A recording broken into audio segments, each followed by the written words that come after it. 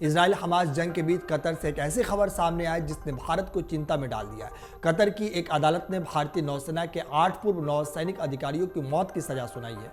भारत सरकार इस सजा पर हैरान है और सभी जरूरी उपाय करने के बारे में सोच रहा है।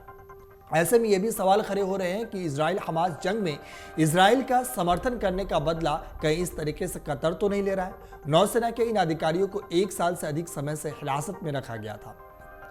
मामले में जितनी तेजी दिखाते हुए कतर की ओर से जो फैसला आया है वो काफी हैरान कर देने वाला है। भारत के विदेश मंत्रालय की ओर से कहा गया है कि हम सभी कानून विकल्पों पर विचार कर रहे हैं।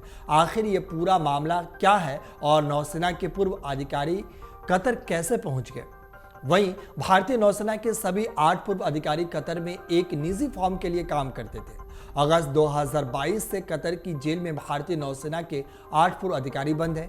इन 8 पूर्व नौसेना के नाम हैं captain Virendra Kumar Sharma, captain Nautej Singh Gill, captain Saurabh Vashishth, commander Sugunakar Pakala, commander Amit Nagpal, commander Punendra Tiwari, commander Sanjeev Gupta और सेलर रागेश। इन सभी को जासूसी में पूछताछ के लिए पहले हिरासत में ले गया था और उसके बाद में ये सजा सुनाई गई। वहीं कतर में भारतीय नौसेना के इन अधिकारियों को हिरासत में लिए जाने के बाद भी उनके खिलाफ क्या आरोप है ये बताया नहीं गया। अब जो जानकारी सामने आई है उसके मुताबिक भारतीय नौसेना के जिन अधिकारियों पर कतर में मुकदमा चल रहा था उन पर देश की हाई ग्रेड पनडुब्बियों पर इजराइल के लिए जासूसी के आरोप लगे। कथित तौर पर यह पनडुब्बियां मेटा मटेरियल से कवर है जो इनकी सीक्रेट क्षमता को बढ़ाती है और उनका पता लगाना मुश्किल होता है। वहीं कतर की अदालत से जैसे ही 8 भारतीय नौसेना के पूर्व अधिकारियों को मौत की सजा सुनाई जाने का फैसला आया, इसने सबको हैरान कर दिया। भारत के विदेश मंत्रालय की ओर से कहा गया कि वह इस फैसले से बेहद हैरान है। इस मामले में सभी कानूनी विकल्पों पर विचार भारत कर रहा है। भारतीय नौसेना के 8 पूर्व अधिकारी पिछले साल अगस्त से जेल में हैं। कतर के अधिकारियों की ओर से भारतीयों के खिलाफ लगाए गए आरोपों को सार्वजनिक फिलहाल नहीं किया गया है।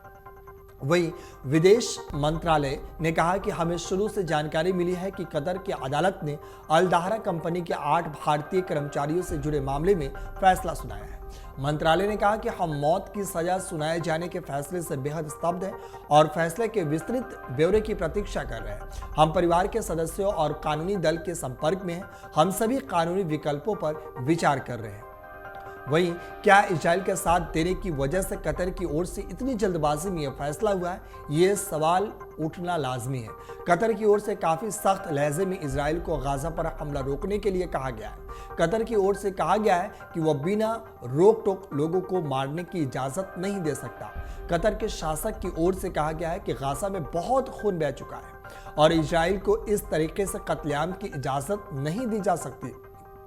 वहीं भारतीय नौसेना के पूर्व अधिकारियों को जिस प्रकार सजा सुनाई गई उसके पीछे कहीं न कहीं इजराइल हमास जंग की भी आभास हो रही है, लेकिन फिलहाल अभी कुछ कहना जल्दबाजी होगा। अगर आप ये वीडियो YouTube पर देख रहे हैं तो हमारे चैनल को सब्सक्राइब करें और बेल आइकन को दबाना ना भूलें। अगर आप Facebook पर ये वीडियो देख रहे हैं तो हमारे पेज को लाइक करें।